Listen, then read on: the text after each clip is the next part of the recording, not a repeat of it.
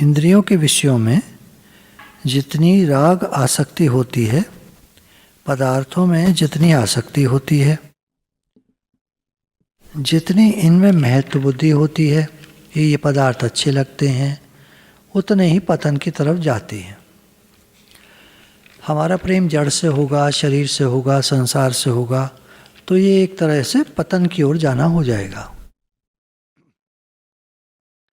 और भगवान की तरफ प्रेम होगा तो ये चेतन की तरफ जाना हो जाएगा, तो हमारी उन्नति होगी। तो मेन बात है मन की। बात ये नहीं है कि शरीर कहाँ रहता है, किस घर में रहता है, छोटे में रहता है, बड़े में रहता है, धन संपत्ति वैभव सब है हमारे पास, उससे कोई फर्क नहीं पड़ता। खास बात है हम स्वयं क्या चाहते हैं, हमारा राग किधर है, हमें क्या पसंद है। ये बात, हमें संसार पसंद है तो कितने भी विरक्ति में रह लो। कभी कोई राजा आ गया वहाँ पर तो बस, एक बार संत जी के आश्रम में राजा आ गया, चेला तो बिल्कुल फ्लैट हो गया, पागल सा हो गया, राजा आ गए यहाँ, राजा आ गए यहाँ। गुरु जी ने कहा चला जाए इनके साथ, और वो चला गया। फिर जो राजा ने उसको बंधन दिए हैं, आप मेरे साथ ही बैठोगे, मेरे साथ ही बात करोगे, मेरे साथ ही हंसो बोलोगे, किधर भी नहीं देखोगे, कुटिया बना दी अपने आंगन में, वहीं रखे हर समय, चाहे जब आ जाए, चाहे जब बात करे, कह दे अब आप ध्यान करो, अब आप जो है पढ़ो, अब आप सत्संग करो। राजा के हुक्म में चलना पड़ गया। अब उसको, शिष्य को बड़ा भारी बंधन हो गया। तो संसार की तरफ हम मन को नहीं लगा सकते, खास बात ही है। इनमें जो अच्छापन लगता है संसार में, चीज़ों में, पदार्थों में, वो वास्तव में जो अच्छापन है वो परमात्मा का है। चीज़ें कभी अच्छी नहीं होती, चीज़ें तो टूट फूट जाती हैं, खराब हो जाती हैं, नष्ट हो जाती हैं, छूट जाती हैं, चली जाती हैं। नित्य अनित्य में बदल रहा है। रहने वाली चीज़ें जो आप लेकर आते हैं, खरीद कर लाते हैं, वो एक दिन अनित्य में बदल जाती हैं, चेंज हो जाती हैं, खराब हो जाती हैं, टूट फूट जाती हैं। हैपन नहीं में जा रहा है। जीव संसार के पदार्थों का संग्रह करना चाहता है। क्या है ना, आप कहेंगे हम तो बहुत चाहते हैं भगवान में लगना, पर मन नहीं लगता। देखिए, मन है संसारी, इसको लगाने का प्रयास करना, समय को गंवाना है, समय ज़्यादा लगेगा। सबसे बढ़िया है हम भगवान के हो जाएं। आप एक बात बताओ, क्या आप भगवान के हो? विचार करके देखो। आपके एकदम से कह दोगे हाँ, ये आपका रिफ्लेक्स एक्शन है, अंदर आपके कुछ नहीं है। क्योंकि अगर आप भगवान के हो गए हो तो आप में अलग ही बात हो जाएगी। शायद आप यहाँ नहीं बैठे होगे, फिर आप जहाँ हो वहाँ स्वरूपस्थ रहोगे, अवेयरनेस में जागे हुए, एकदम अपने स्वरूप में जागे, या भगवान के प्रेम में, भगवत प्रेम में खोए हुए होगे, लीन होगे, उसमें विचरण कर रहे होगे, उसमें लगे होगे। यहाँ बैठकर जो आप कहते हो मन नहीं लगता, ये बात कभी नहीं आएगी। तो जीव संसार के पदार्थों का संग्रह करना चाहता है, सुख लेना चाहता है, तो इसका पतन होता चला जाता है, गुलाम बन जाता है। हालांकि देखा जाए सत्य बात, तो जीव स्वयं संसार का अंश है। ईश्वर अंश जीव अविनाशी, चेतन अमल सहज सुख राशि। ये सहज सुख राशि है। हम ना सुख स्वरूप है, हम सब आनंद स्वरूप है। हमारा आनंद खो गया विषयों में। हम सोचते हैं चीज़ों से सुख मिलेगा, पदार्थों से मिलेगा, पैसे से मिलेगा, मान सम्मान से मिलेगा, तो हमने गलत चाहना कर ली है। सुख भगवान में है, परमात्मा में है, आनंद शांति भगवान में है, बाहर नहीं, संसार में नहीं है। जिन खोजा तिन पाइया, गहरे पानी पैठ। भीतर है सखा तेरा सखा, मन लगा के देख, अंतःकरण में ज्ञान की ज्योति जला के देख। हमारे भीतर ही ज्ञान है, भीतर ही भगवान है, सब कुछ भीतर। तेरे अंदर माल खजाना, ना जाए ढूंढन देश बेगाना। बाहर जाके कुछ नहीं मिलेगा। तुम सुख राशि हो, सुख की खान हो, और जो असली सुख है वो परमात्मा का है। ढूंढते हो तुम संसार में, सुख ढूंढते हैं, दुख बढ़ता चला जाता है। ज्यों ज्यों सुख की इच्छा होती है त्यों त्यों दुख आता है। एक दुख को पार किया दूसरा, दूसरे को पार किया तीसरा, ऐसे दुख बढ़ता ही जाता है।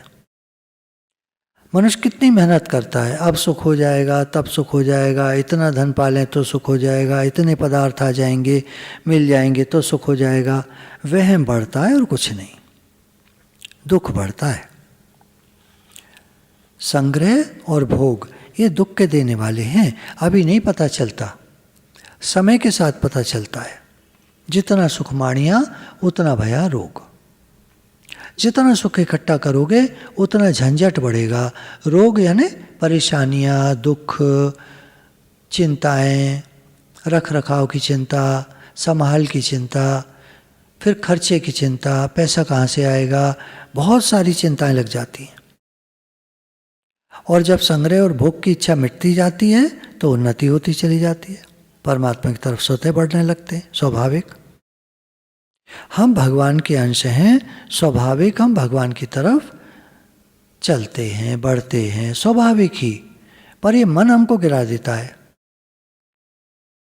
देखिए, अग्नि जलाते हैं तो ऊपर को जाती है, मिट्टी का लौंदा, कंकड़, पत्थर, गेंद, बॉल, कुछ भी फेंकिए ऊपर को, वो सब नीचे आ जाती हैं।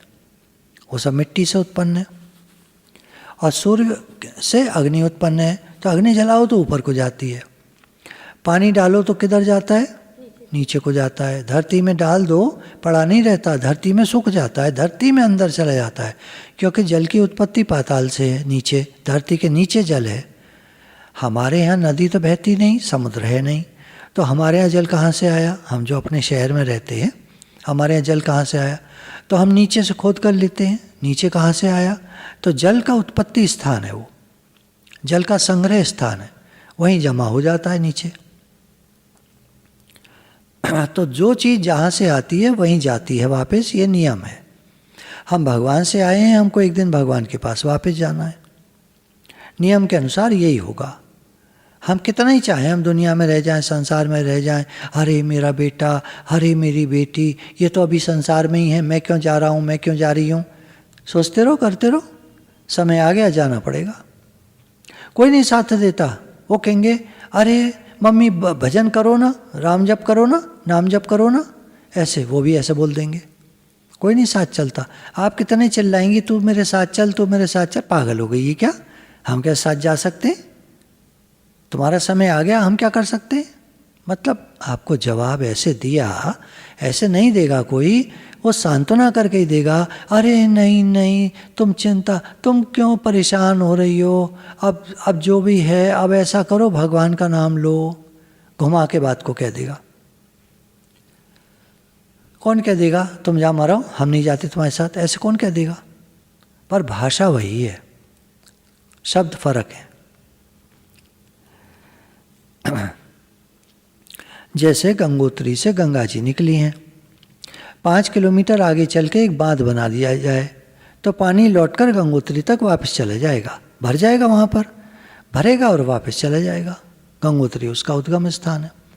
ऐसे हम भगवान से आए हैं, अगर आगे हम बांध लगा दें, इच्छाओं का, वासनाओं का, ममता का, घेरे का, ये जो सब है, अपनी चाहनाओं का, संग्रह का, भोग का बांध लगा दें कि नहीं हमें तो भगवान की तरफ चलना है, तो हम भगवान की तरफ चल पड़ेंगे। हम तो हैं ही भगवान के। हम खुला छोड़ देते, छुट्टा छोड़ देते मन को, जाओ विचरण करो संसार में, बड़ा मजा है। खूब सोचने लग जाते हैं, कोई सपना देख के उठो तो सपने का सोचने लग जाएंगे। अगर बढ़िया सा लगा तो सोचेंगे, फिर सो जाएं, फिर वही सपना देखें। ऐसा मन होता है। परमात्मा की प्राप्ति के लिए उतने उद्योग की आवश्यकता नहीं है जितना उद्योग संसार से हटने के लिए चाहिए। मन को संसार से हटाना है। भले तो हम स्वतः हैं, बुराई का त्याग करना है। भगवान के तो हम स्वतः हैं, दुनिया के जो हो गए वहाँ से हटना है। दुनिया के जो हम हो गए वहाँ से हटना है। भगवान के तो हम हैं ही। मैं भगवान का हूँ, भगवान मेरे हैं, इसमें बताओ क्या क्या गलत बात है? मैं दुनिया का हूँ, दुनिया मेरी है, बोल के देखो, करके देखो। अच्छा एक दिन चलो आपने कह दिया दुनिया मेरी है, मैं दुनिया का हूँ, चलो ठीक है, मान लिया। अच्छा अब चलो आगे, एक दिन आएगा तब बोले वो तो सबकी छूटेगी। सबकी छूटेगी तो छूट गई ना, तो तुम्हारी नहीं है ना दुनिया। तुम जो कह रहे थे तो क्या हुआ, जब तक है तब तक तो हम अपनी बना लें, तो बना लो। जैसे लोग शादी कर लेते हैं, जब तक बीवी जिंदा है तब तक अपनी बना लें, मर जाएगी तब देखेंगे। ये तो ऐसे बात हो गई, ये कौन सा तरीका हुआ बात करने का?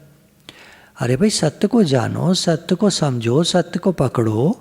ये संसार हमारा नहीं है, नहीं में जा रहा है, छूट रहा है, लगातार छूट रहा है, दिन प्रतिदिन चीज़ें छूटती हैं।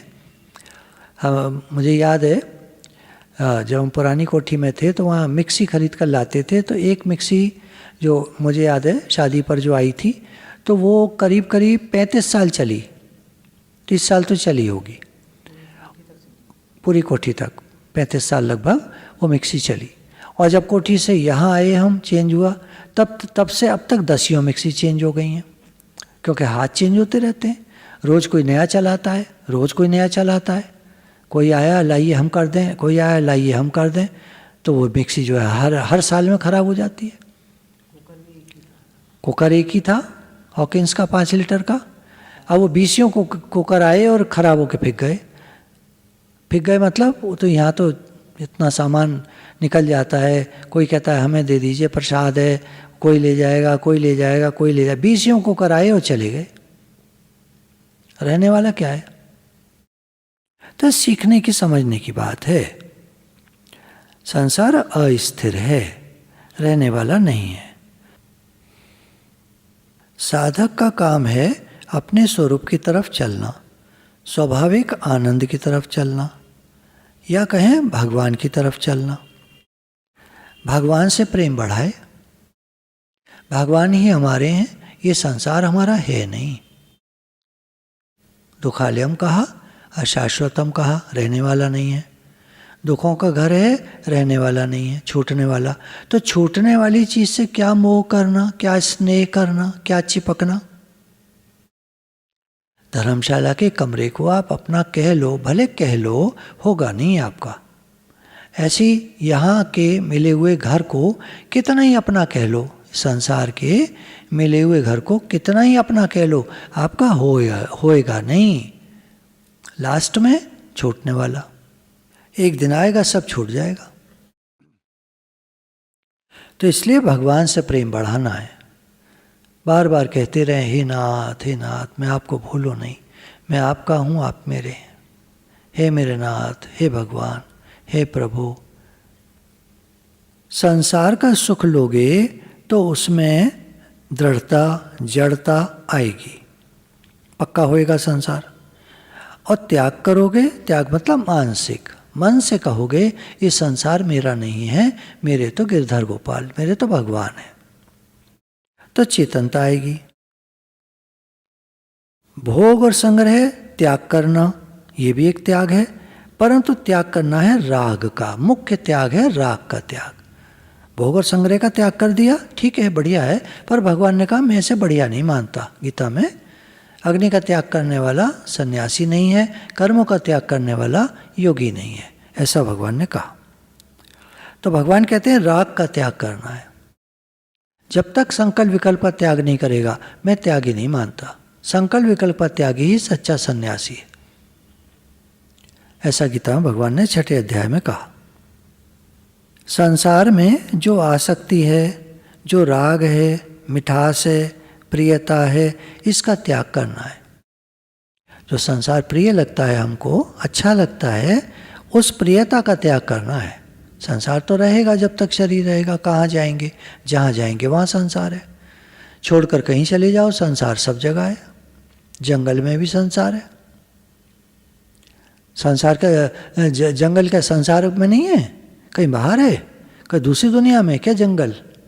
इसी दुनिया में है, संसार में ही है।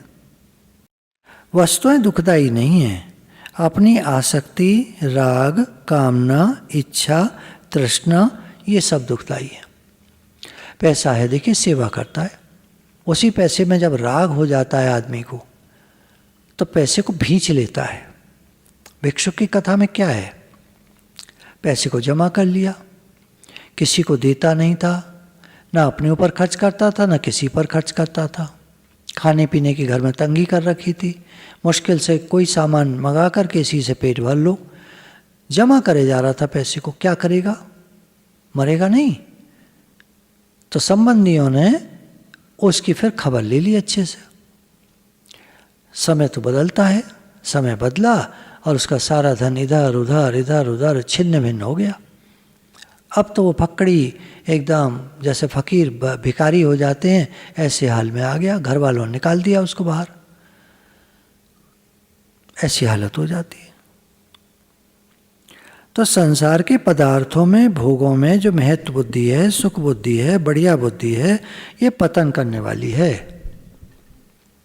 अच्छा, घर में धन हो, आपके पास धन हो और आपकी उसमें ममता आसक्ति न हो तो वो बांधता नहीं है, वो सेवा करता है और आप उस धन से दूसरों की सेवा करते हो।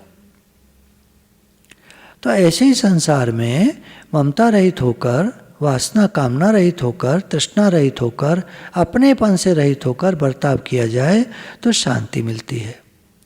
और संसार में अपनापन रखकर बर्ताव किया जाए तो अशांति मिलती है। देखिए, मन तो चेंजेबल है। हम घर में जिनको अपना कहते हैं, एक माँ जो है बच्चों को अपना कहती है। मान लीजिए 2 बच्चे हैं, एक लड़का एक लड़की, अपना कहती है। अब उनके तो मन चेंजेबल है। अब मन चेंजेबल है, हर समय तो माँ की चलेगी नहीं, कभी कभी उनकी भी चलेगी, वो चलाएंगे अपनी, तो माँ को दुख होगा। और अगर माँ का मन में राग नहीं है उनमें, अब रहें, कुछ कहें तो ठीक है, तो संसार है भैया, सबको अधिकार है कुछ कुछ कहने का, सब ठीक है, सब ठीक है, सब ठीक है कह के वो सुखी रहेगी, शांत रहेगी। तो ऐसे करके अपने को संसार में रहना तो है, पर लगाव नहीं रखना है। राजा अम्बरीश इतने बड़े राजा हो गए, पर बंधे नहीं वो। उनका राज्य था, संपत्ति थी, वैभव था। महाराज जनक की भी बहुत बड़ी संपत्ति थी, बड़े राजा थे, परंतु उनकी वृत्ति संसार की तरफ नहीं थी, बंधे नहीं। इनका ध्यान भगवान की तरफ, अपने स्वरूप की तरफ, परमात्मा की तरफ, चेतन की तरफ, कैसे भी कहो ऐसे था। जड़ संसार की तरफ इनका ध्यान नहीं था।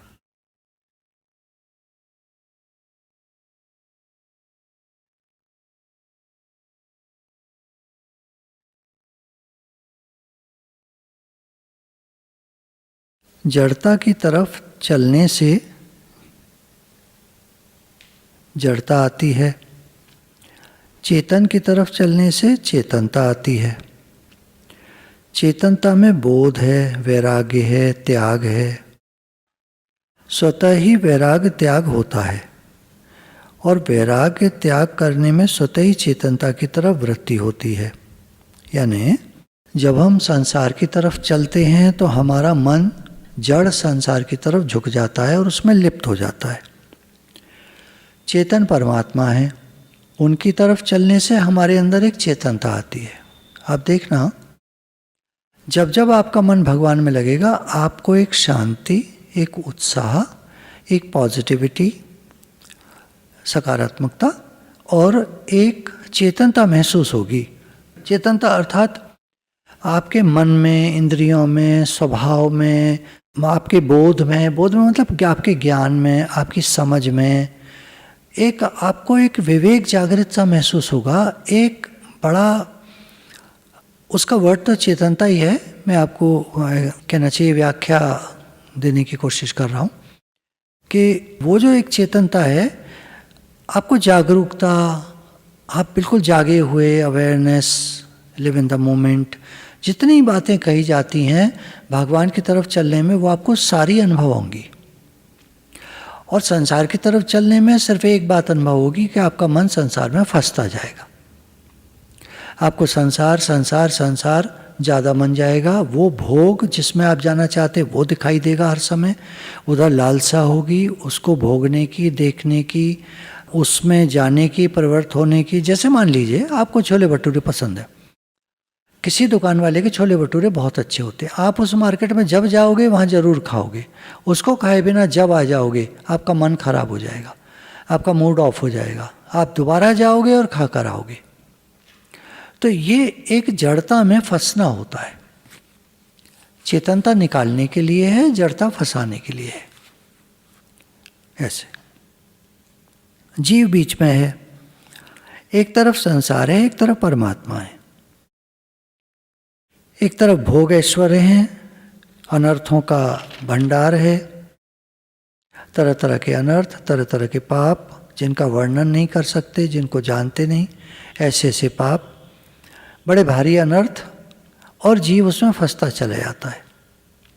दूसरी तरफ परमात्मा है, जीव चेतन से मिलकर के उन्नति की ओर चल पड़ता है, उसका मन संसार से हटता जाता है। संसार से हटने का मतलब छोड़ना नहीं होता है, मन संसार से हटता है, भगवान में लगता है, एक खुशी रहती है अंदर में, एक जागरूकता रहती है, एक होश रहता है, एक चेतनता रहती है, एक प्रेम रहता है, सबके हित का भाव रहता है। दुखों से, अनर्थों से उदासीन रहेगा, संसार से उदासीन रहेगा। उदासीन मन हटा हुआ, न्यूट्रल। आपने कभी दलदल देखा हो, उसमें पैर रखें कोई दिक्कत नहीं, धीरे धीरे धसेगा। दूसरा पैर भी रख दें कोई दिक्कत नहीं, धीरे धीरे उसमें धसेंगे। जो ही आप एक पैर पे जोर लगाकर दूसरे पैर को निकालना चाहोगे, आप देखोगे वो पैर 1 फुट अंदर घुस गया और दूसरा तो निकला नहीं। दूसरे को दबाकर पहले वाले को निकालना चाहोगे तो दूसरा अब 1 फुट अंदर घुस गया है और पहला वाला निकला नहीं है।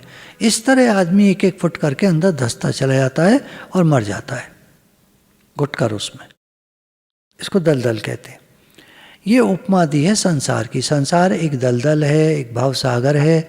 भवसागर एक समुद्र जहाँ दूर दूर तक 500-500, 1000-1000 किलोमीटर तक कोई टापू, कोई स्थान नहीं है। आदमी को मरना ही मरना है, निश्चित है, पक्का, बचेगा ही नहीं। ऐसी आपको एक अलग सी बात बता दें, एक पिक्चर मैंने देखी थी, उसमें हीरो ने विलेन को मारा नहीं, कुछ बिगाड़ा नहीं उसका, उसको पकड़ा, हेलीकॉप्टर में ले गया और ये जो अफ्रीकन डेजर्ट है, सारा डेजर्ट, उसमें छोड़ाया।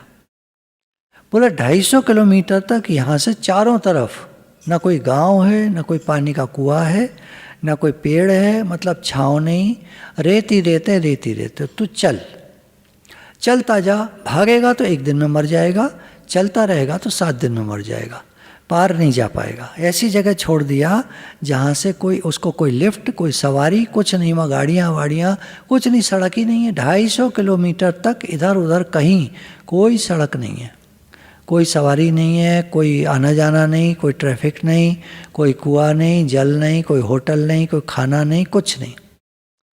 और तू चलता जा, 7 दिन में मर जाएगा, चील कौवे तुझे खा जाएंगे। देखिए मारने का क्या तरीका है। ऐसे माया हमको मारती है। भगवान की तरफ हम चलते हैं तो बच जाते हैं, नहीं तो ये संसार तो एक रेगिस्तान की तरह, एक दलदल की तरह, एक भवसागर की तरह। आप समझ रहे हैं सारे उदाहरण, दलदल में कैसे फंसता है, भवसागर में कैसे डूब जाता है, रेगिस्तान में कैसे मर जाता है। ये ऐसे है संसार।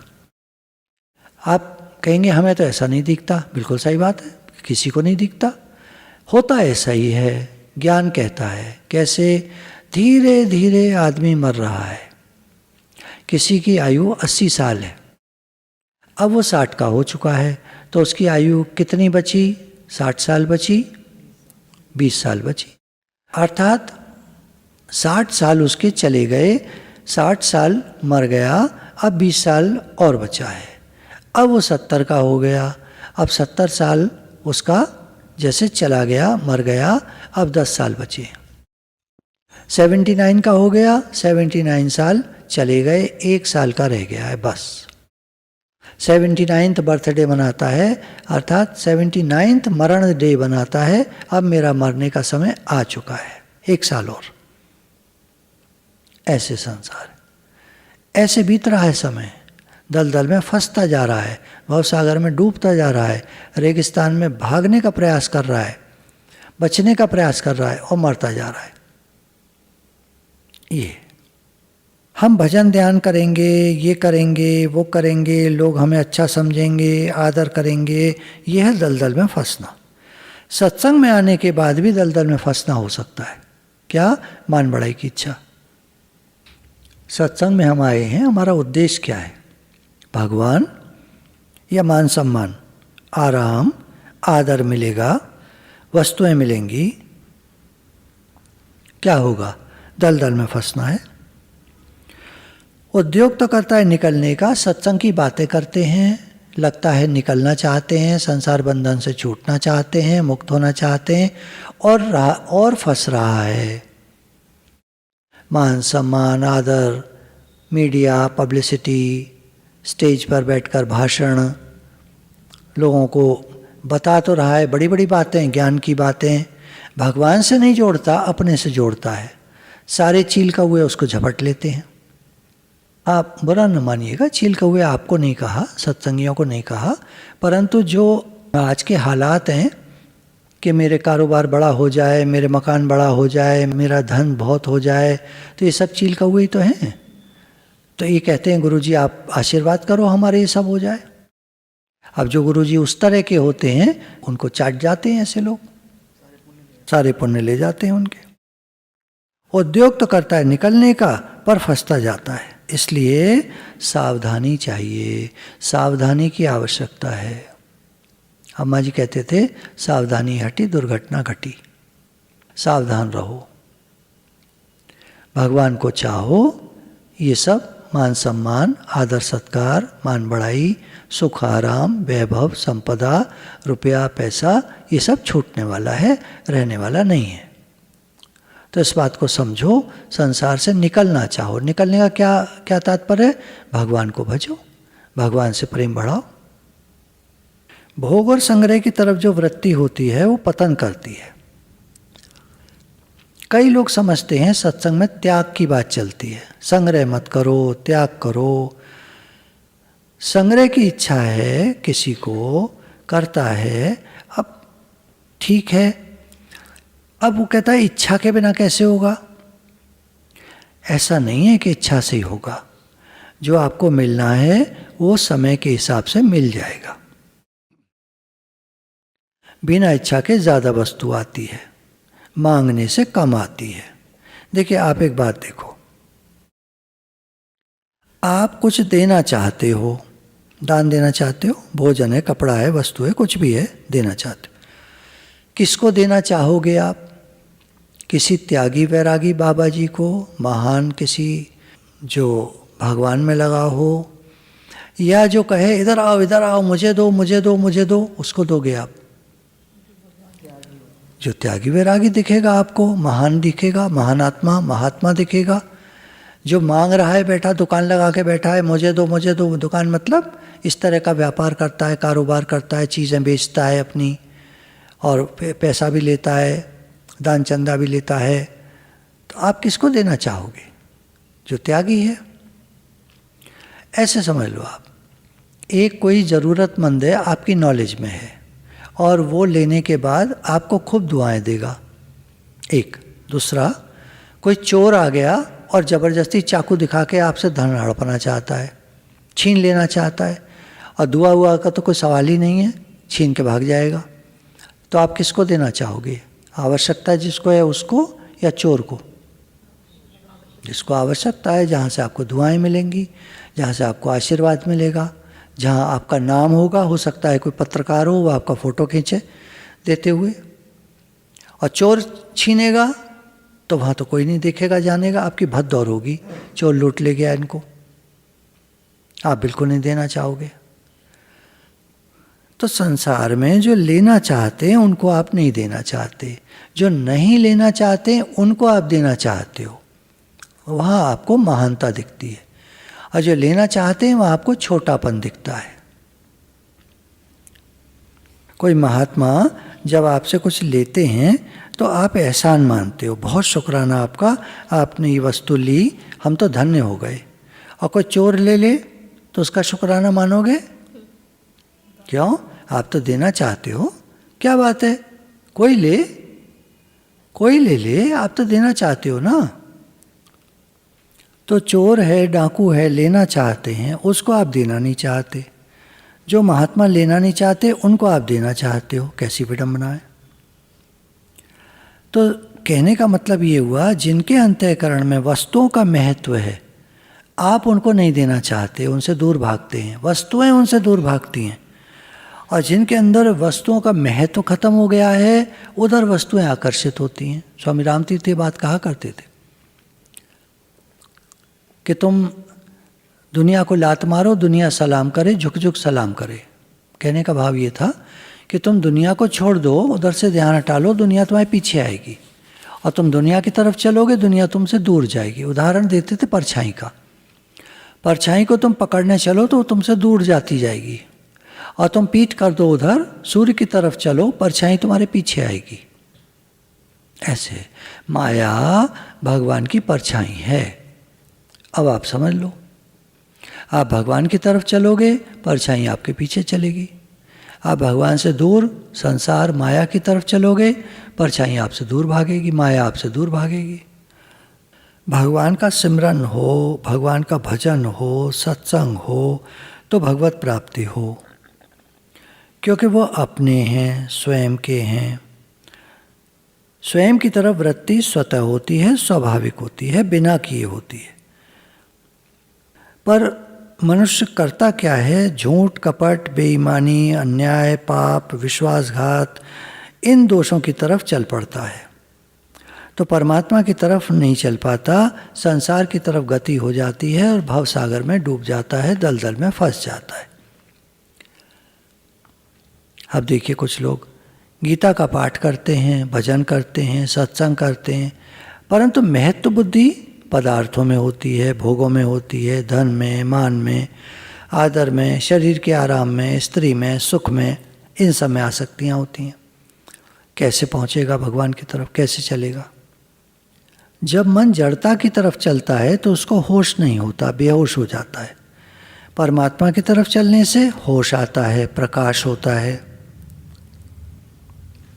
नए भाई बहन जब सत्संग में आते हैं तो कहते हैं, हमें तो पता ही नहीं था सत्संग भी कोई होता है, यहाँ तो बड़ी अलौकिक बातें चलती हैं, हमें तो बहुत आनंद आता है, बहुत शांति मिलती है, बहुत अच्छा लगता है। ऐसे समता है, वो परमात्मा का स्वरूप है, योग है।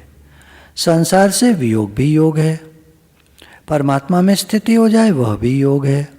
यानी आप भगवान की तरफ चलो तो योग की तरफ चल पड़े, संसार से मुख मोड़ लो तो योग की तरफ चल पड़े, परमात्मा में स्थिति हो जाए यानी जुड़ जाओ, यानी लग जाओ, भजन इतना हो जाए कि भगवान में लीन हो जाओ, ये भी योग है। अर्थात ऊपर उठना, परमात्मा की तरफ लगना, ये स्वतः स्वाभाविक, बहुत इसमें उद्यम की आवश्यकता नहीं है, परिश्रम की आवश्यकता नहीं है। परमात्मा तो नित्य स्वतः प्राप्त हैं, नित्य हैं, सदा हैं, सर्वदा हैं, सर्वत्र हैं, सब जगह हैं, यहाँ भी हैं, हमारे भीतर बाहर सब जगह हैं। उनको पाने में कोई देरी, दूरी, रुकावट है ही नहीं। अस्वाभाविक है संसार, वो हमारा अपना नहीं है, और भगवान की माया है। उधर हम चलते हैं, हाथ कुछ नहीं आता, अंत में खाली हाथ। सत्संग से प्रकाश मिलता है, पता चलता है सही मार्ग क्या है, तब सद्गति की तरफ मनुष्य चलता है, अपने उद्गम स्थान की तरफ चलता है। देखो, ये संसार का घर आपका घर नहीं है। आप मुसाफिर की तरह हो, आप यात्री की तरह हो। ये संसार एक रास्ता है, रास्ते में घर कभी नहीं बनाया जाता, किनारे पर बनाया जाता है। गुरुजी बताते हैं कि देखो, तुम संसार में आए हो, यहाँ तुम्हारा कुछ भी नहीं है। जो प्राप्त करना है तुम्हें, वो पराई चीज़ नहीं, जो तुम्हें नित्य प्राप्त है उसी को प्राप्त करना है। पराई चीज़ को प्राप्त करोगे वो चीज़ चली जाएगी क्योंकि तुम्हारी नहीं है। अनेक जन्म बीत जाएं, तुम संसार की तरफ दौड़ते रहो, तुम्हें कुछ नहीं मिलने वाला, सब छूटने वाला है। कैसे मिलेगी चीज़ जो तुम्हारी नहीं है? और जो तुम्हारी अपनी होगी वो तुम्हें अवश्य मिलेगी। अपनी चीज़ हमारी है परमात्मा, भगवान। तो भगवान हमारे हैं, हम भगवान के हैं, ये निश्चय करके सत्य मान लो। मानना पड़ेगा पहले, मानोगे नहीं तब तक आगे नहीं चल पाओगे। पहले मान लो मैं भगवान का हूँ, भगवान मेरे हैं। अब चलो, अब आसान हो जाएगा रास्ता। अब जो अभ्यास करोगे आसान हो जाएगा। मैं संसार का हूँ, मुझे भगवान की तरफ चलना है, रास्ता बहुत दूर है, मुश्किल है, तो मैं भगवान का हूँ, भगवान मेरे हैं, ये निश्चय करके बढ़ चलें।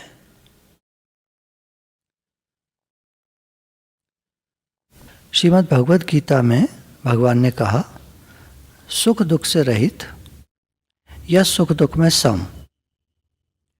तो सुख दुख में सम रहना, इसमें सुख दुख की सत्ता तो है, और सुख दुख से रहित वहाँ सुख दुख है ही नहीं।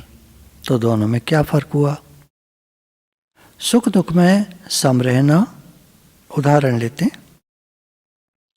लोगों में एक ऐसी बात जची हुई है कि जिसके पास धन संपत्ति वैभव होता है वो आदमी सुखी है, और किसी के पास बाहर की सामग्री नहीं है, धन इत्यादि नहीं है, तो वो बेचारा दुखी है। कोई बहुत गरीब है, खाने को रोटी नहीं है, पहनने को कपड़ा पूरा नहीं है, रहने को जगह ठीक नहीं है। ये सुख दुख कहलाते हैं बाहर के सामग्री को लेकर। और वो व्यक्ति सुखी और दुखी होता है। कभी सामग्री मिली तो सुखी, नहीं मिली तो दुखी। अब सुख दुख में सम रहना क्या है? जैसे भगवान ने रखा है, सामग्री जैसी मिली है, भगवान आपका संसार है, आपका घर है, सब कुछ आपका है, तो उसे सुख दुख व्यापता नहीं है, सम रहता है। और दूसरा है जिसे कोई चिंता नहीं होती, सुख आवे तो ठीक, दुख आवे तो ठीक, चिंता नहीं होती, भय नहीं होता, कोई विचार नहीं चलते, ऐसा व्यक्ति सुखी है। बाहर की सुखदायी सामग्री हो न हो, पर भीतर में कोई दुख नहीं है। बाहर के सुख दुख में सम है और भीतर के सुख दुख से रहित है। ये एक ही अवस्था है। भीतर में सुख दुख होता नहीं है और बाहर के सुख दुख की सामग्री आती जाती रहती है। तो बाहर के सुख दुख में सम और भीतर के सुख दुख से रहित एक ही अर्थ हुआ। वो जानता है कभी सुख आता है, कभी दुख आता है, कभी सामग्री बढ़ जाती है, कभी सामग्री कम हो जाती है, अर्थात ज्ञान है उसको। तो वो आते जाते इन चीज़ों को देखता है, उसको व्याप्ति नहीं है। वो जो सुख दुख की बातें हैं व्याप्ति नहीं है, सम रहता है। और क्योंकि सम रहता है इसलिए वो सुख दुख से रहित हुआ, अर्थात दोनों एक ही बात हुई।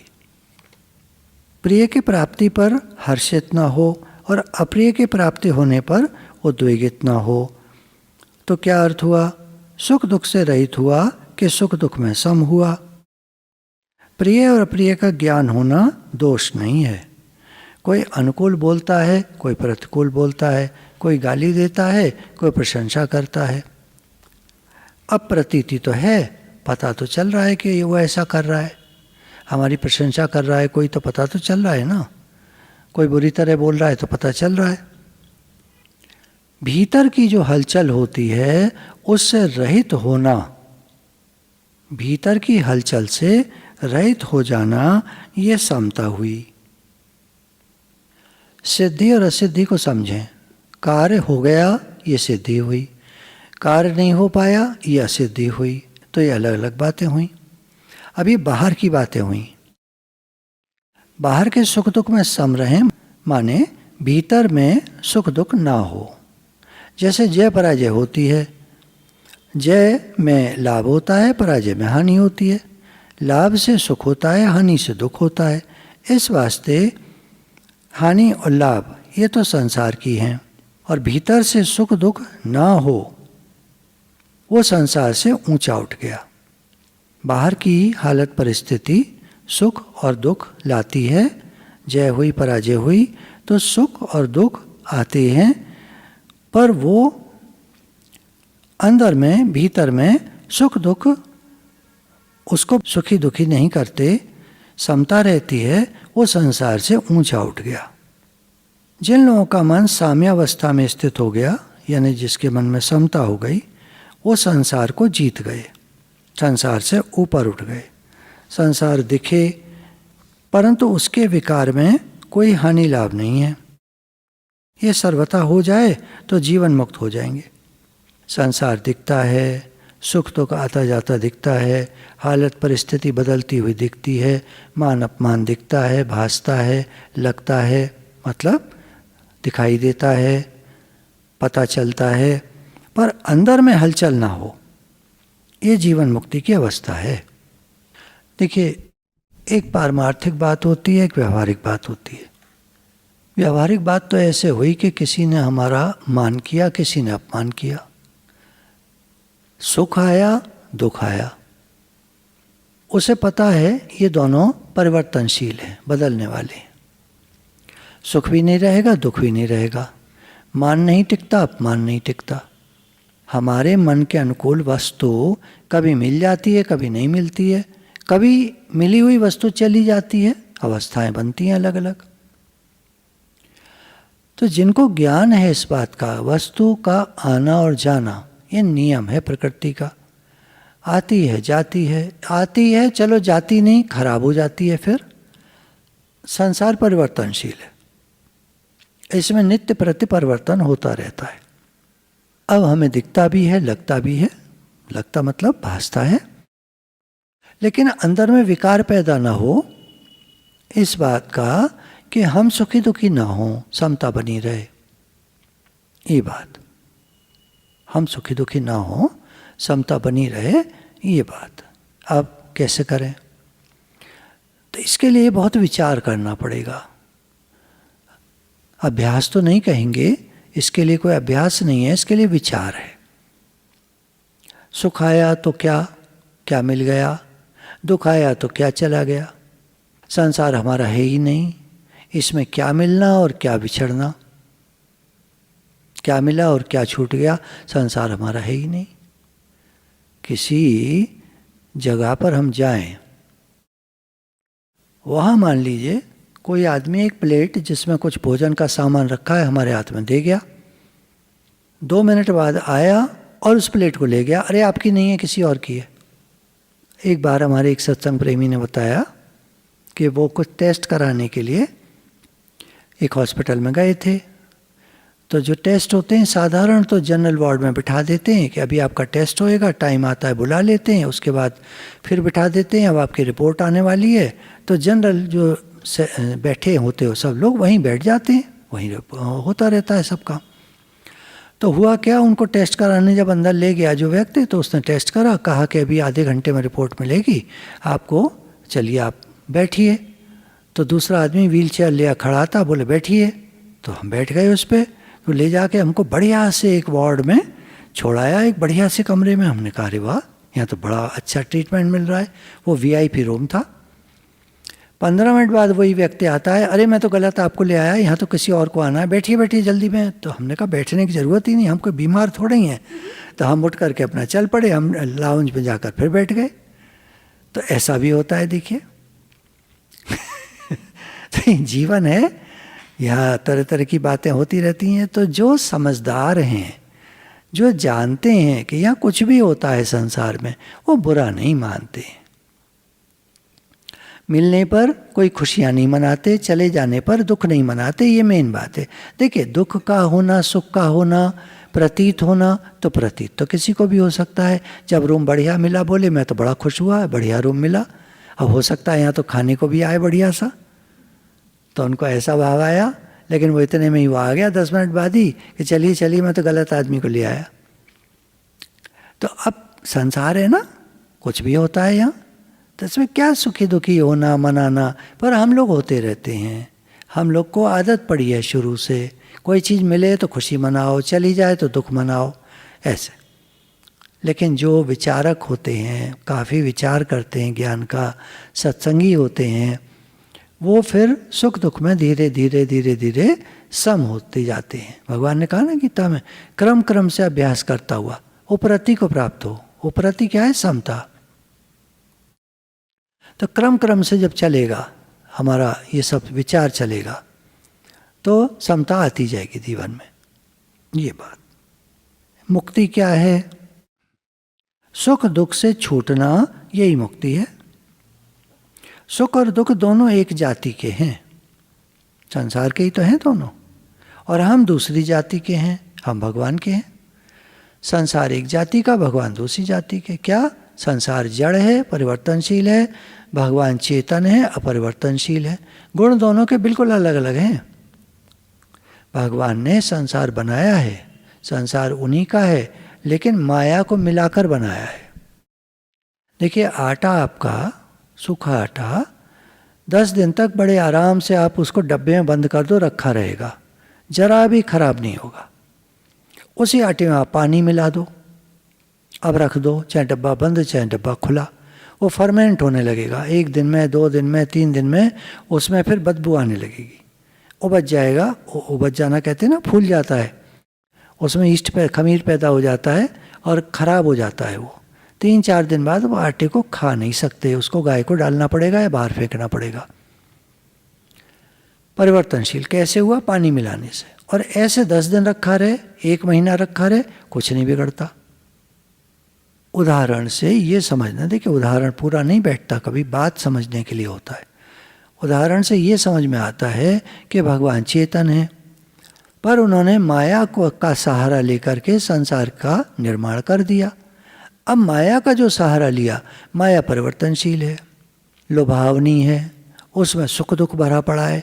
माया के सारे गुण संसार में आ गए, सुखी दुखी करती है, लुभाती है, कितना अट्रैक्शन होता है हमारा संसार की तरफ।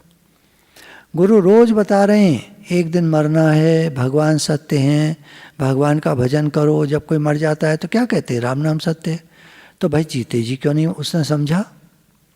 अब मर के क्या समझा रहे हो उसको? तो उसको नहीं समझा रहे, बाकी लोगों को समझा रहे हैं कि भाई देखो ये अंतिम सत्य है, अभी भी समझ लो, भगवान का नाम लो। शरीर संसार के रहते रहते भगवान का नाम ले लो। संसार सब छूटने वाला, जाने वाला, तुम्हें कुछ नहीं मिलेगा यहाँ से, कोई साथ नहीं जाएगा, कुछ साथ नहीं जाएगा।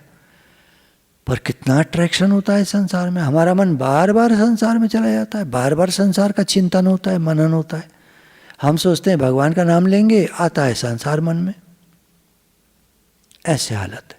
तो युक्ति तो खैर गुरु ने बताई कि तुम्हारे मन में भले आता हो संसार, चिंता मत करो, तुम भगवान का नाम लिए जाओ। तो अपना काम किए जाओ और राम का नाम लिए जाओ। मन में क्या आता है उसे छोड़ो, उसकी तुम परवाह मत करो, ध्यान मत दो, ध्यान भगवान की तरफ लगाओ। तो मुक्ति माने छूटना, किससे? सुख दुख से। अब सुख दुख में क्या क्या आ गया? लाभ हानि आ गया, सर्दी गर्मी आ गया, अनुकूलता प्रतिकूलता आ गया। सर्दी में अच्छा लगता है, गर्मी में दुख होता है, परेशान होते हैं लोग, एसी चलाओ, ये करो वो करो। पर ये आने जाने वाली चीज़ें हैं, अनित्य हैं। तुम निर्विकार रहो, ये तो आते जाते रहेंगे। तुम समता में रहो, ये आते जाते रहेंगे। कभी गर्मी आवे, सर्दी आवे, दिन हो रात हो, अनुकूलता हो प्रतिकूलता हो, वर्षा हो हवा चले, जो बदलता है वो संसार है। तो इस परिवर्तनशील संसार में जो नहीं बदलता वो मुक्त हो जाता है। नहीं बदलता अर्थात आत्मा, भगवान नहीं बदलता वो भगवान। तो तुम भगवान से जुड़ जाओ, मैं भगवान का हूँ, भगवान मेरे हैं, तो तुम नहीं बदलोगे, अर्थात अंदर में हलचल नहीं होगी, समता रहेगी, तो मुक्त हो गए। सत्संग में आने से, सत्संग करने से ये फर्क पड़ता है। ठीक सत्संग मिले, हम ठीक समझें। पहले जितना अनुकूलता प्रतिकूलता में हर्ष द्वेष होता था, सुख दुख होता था, अब ना हो। प्रतिकूलता आए, धन की कमी हो जाए, अपमान हो जाए, निंदा हो जाए, तो पहले जैसा दुख नहीं होगा। ये फर्क पड़ता है। अच्छा, हालत परिस्थितियों से राग द्वेष आते मन में। भगवान ने कहा संसार राग द्वेषात्मक है। अब राग द्वेषात्मक संसार में जब हम रह रहे हैं, मन लगा रहे हैं, तो क्या होगा? इससे रहित कैसे हों? देखिए, भगवान में तो राग द्वेष होता नहीं, भगवान तो निर्लेप न्यारे हैं। अगर हम भगवान से जुड़ जाएं, मैं भगवान का हूँ, भगवान मेरे हैं, तो हम भी राग द्वेष रहित हो जाएं। पुस्तकों में ऐसा आता है कि राग द्वेष मिटते नहीं, राग द्वेष सब में होते हैं, ऐसा वर्णन आता है। ग्रंथों में ऐसी बात कही है। राजस ज्ञानी, तामस ज्ञानी, ऐसे भेद भी बताए हैं, सात्विक ज्ञानी। तो ये भेद बताने का तात्पर्य है उनमें राग द्वेष की कितनी मात्रा रहती है। दुर्वासा ऋषि ज्ञानी थे, पर कैसे ज्ञानी थे अब आप समझो, कितना भारी क्रोध आता था। तामस ज्ञानी थे। राग द्वेष मिटते नहीं हैं, ऐसा वर्णन आता है। परंतु आप देखते हैं जब से आप सत्संग में आए, राग द्वेष कम होते चले जाते हैं, ये सबका अनुभव है। भगवान ने कहा राग द्वेष व्यवस्थित हैं, माने आते हैं जाते हैं, परंतु इनकी कोई स्थिति नहीं है। न राग ठहरता है, न द्वेष ठहरता है। तो आने और जाने वाली चीज़ों को हम पकड़ लेते हैं। अगर न पकड़ें तो ये हमारे अंदर टिके नहीं, रुके नहीं। आने और जाने से हमें फर्क ना पड़े, हम मिले नहीं। राग की प्रवृत्ति आती है मन में, हटा दो। द्वेष की आती है, हटा दो। प्रयास करो, सत्संग से लाभ होता है। ये नियम है कि जो चीज़ घटती है वो मिटती भी है ना? जो चीज़ घटती है वो मिटती भी है। देखो, जब आप खाने पर बैठे, आपको भूख लगी हुई थी, ठीक है, भूख बढ़ी हुई थी उस समय। अब आप खाना खाते गए, पहले गस्सा आपने लिया, अब उतनी भूख है क्या जितनी पहले गस्से से पहले थी शुरू में? कुछ तो मिटी। 4 गस्से खाए, 10 गस्से खाए और मिटी। 20 गस्से हो गए, 2 रोटी 4 रोटी खा ली, अब पेट भरने लगा। भाई अब नहीं खाया जा रहा। अरे एक रसगुल्ला और ले लो। नहीं, भूख तो नहीं है, चलो ले लेता हूँ। एक रसगुल्ला खा लिया। अब उसके बाद बिल्कुल भूख ना रही। नहीं, अब नहीं खा सकते। तो जो चीज़ घटती है वो मिटती है। देखिए, दृष्टांत को दृष्टांत तक ही लेना। आप कहोगे दोबारा लगाती है, ऐसे नहीं। एक बार की बात करो, जब आप खाने बैठे थे तो भूख मिट गई कि नहीं मिट गई? मिट गई, पूरी हो गई। ऐसे ये बात है कि जो चीज़ घटे नहीं वो मिटेगी भी नहीं, ये भी देखना आप। जैसे आदमी को पैसे की तृष्णा जब हो जाती है तो बढ़ती है, घटती नहीं, और घटती नहीं तो मिटती नहीं।